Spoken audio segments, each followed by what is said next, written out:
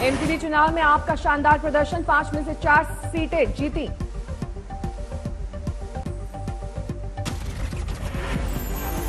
एक सीट पर कांग्रेस को मिली जीत। पिछले साल इसी सीट वाले इलाके में हुए थे दंगे। कल्याणपुरी, त्रिलोकपुरी, शालीमार बाग और रोहिणी में आपको जीत।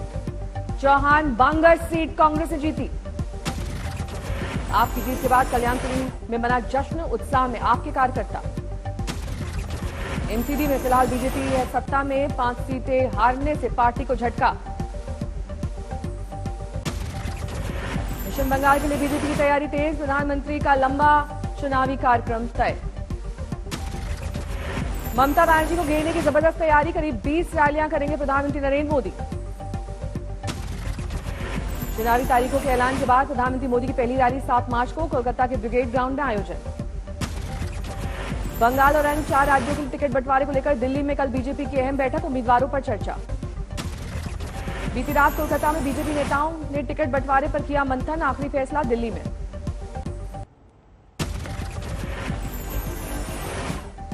बैठक में पहले 2 चरण के लिए उम्मीदवारों के नाम पर चर्चा। 4 मार्च को पीएम मोदी की अगुवाई में केंद्रीय चुनाव कमेटी की बैठक। बैठक के बाद दिलीप घोष ने कहा, नंदीग्राम के लिए शुभेंदु अधिकारी के नाम का प्रस्ताव, लेकिन अभी उनसे नहीं हुई बात। बीजेपी में शामिल हुए टीएमसी के पूर्व प्रवक्ता जितेंद्र तिवारी, पहले बाबुल सुप्रियो ने किया था विरोध। टीएमसी नेता सुजीत बोस ने कहा, जितेंद्र तिवारी के जाने से कोई फर्क नहीं। टीएमसी ने चुनाव आयोग में दर्ज कराई शिकायत, तारीखों के ऐलान के बाद टीकाकरण के कागजों पर पीएम की तस्वीर, नाम और संदेश को लेकर ऐतराज।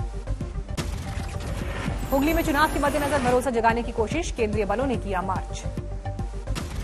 आपातकाल को लेकर कांग्रेस नेता राहुल गांधी का बड़ा बयान, फैसलों को माना बड़ी गलती। राहुल गांधी ने कहा, उनकी दादी ने भी इस गलती को समझा था। न्यूयॉर्क के कॉर्नेल यूनिवर्सिटी के प्रोफेसर कौशिक बसु ने इंटरव्यू में पूछा था सवाल। राहुल गांधी ने कहा, आरएसएस जो इस वक्त कर रही है वो बुनियादी तौर पर अलग संस्थानों में भरे जा रहे हैं लोग। राहुल गांधी ने कहा, वो पार्टी में अंदरूनी लोकतंत्र के हिमायती, इसके लिए मेरी ही पार्टी के लोगों ने मेरी आलोचना की।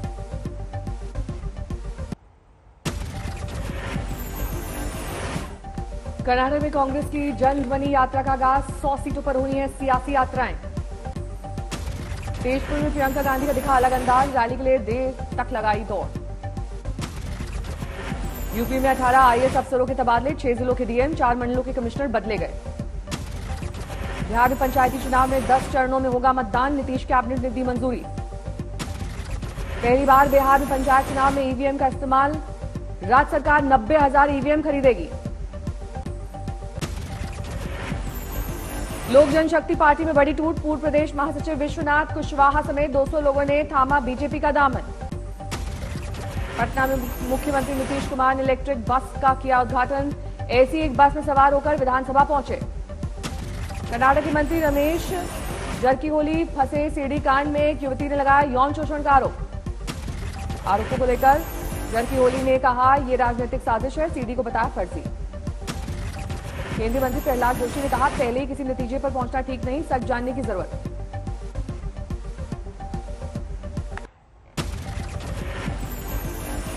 संयुक्त किसान मोर्चा का ऐलान, 12 मार्च से पश्चिम बंगाल में रैलियों की शुरुआत। किसान नेता राकेश टिकैत ने कहा, अब किसानों की नई मंडी दिल्ली में बनी संसद होगी। किसानों के 100 रुपए दूध बेचने की धमकी का जींद में असर, वीटा मिल्क प्लांट में 17,000 लीटर दूध की सप्लाई कम।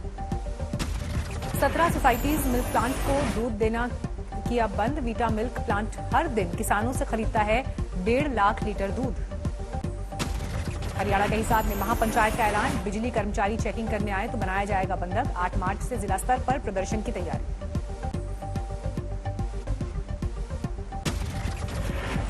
टिकरी बॉर्डर पर किसानों ने शुरू किया पक्का निर्माण, कूलर और पंखे लगाने की भी तैयारी।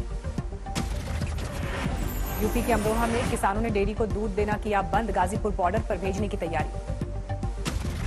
महंगाई के विरोध में दिल्ली में कांग्रेस का हल्ला बोल, केंद्र सरकार के खिलाफ जोरदार प्रदर्शन। यूपी में भी महंगाई के खिलाफ कांग्रेस का विरोध प्रदर्शन, घोड़ाबग्घी पर सिलेंडर रखकर निकले पार्टी के कार्यकर्ता। खरगोन में कटे गेहूं की फसल में किसी ने लगा दी आग, लाखों की कीमत का गेहूं राख। कुछ ही घंटे में पलटी लखनऊ में सांसद के बेटे को गोली मारने की घटना। पुलिस का खुलासा, सांसद के बेटे ने खुद चलवाई गोली। सांसद के बेटे आयुष ने साले से खुद को मरवाई गोली। साले को पुलिस ने हिरासत में लिया। मर्जी से की थी सांसद के बेटे ने शादी, पिता से अलग रहता था। सांसद के बेटे आयुष की हालत खतरे से बाहर, अस्पताल से मिली छुट्टी। गोली मारने वाले साले से जारी है पूछताछ, लाइसेंसी रिवॉल्वर बरामद। पुलिस की पूछताछ में आयुष के साले आदर्श ने उगला सारा सच। आदर्श और आयुष ने मिलकर रची थी साजिश। 4-5 लोग हैं, ये तो वही जानते होंगे। वो वैसे बोले थे कि 4-5 लोग हैं। कौन लोग हैं वो? बता दो, नाम बता दो। उसमें संदिग्ध में कोई भी आ सकते हैं। पुलिस ने आदर्श से पूछताछ के कुछ घंटों बाद कर दिया साजिश का पर्दाफाश। पुलिस की तहकीकात वहां से प्रारंभ हुई। पुलिस की तहकीकात के दौरान ज्ञात हुआ कि सांसद जी की बेटे के साथ जब ये कथित घटना हुई, उसमें उनके साले साथ में थे। गोली मारने के लिए लाइसेंसी रिवॉल्वर का किया गया इस्तेमाल, पुलिस ने की बरामद।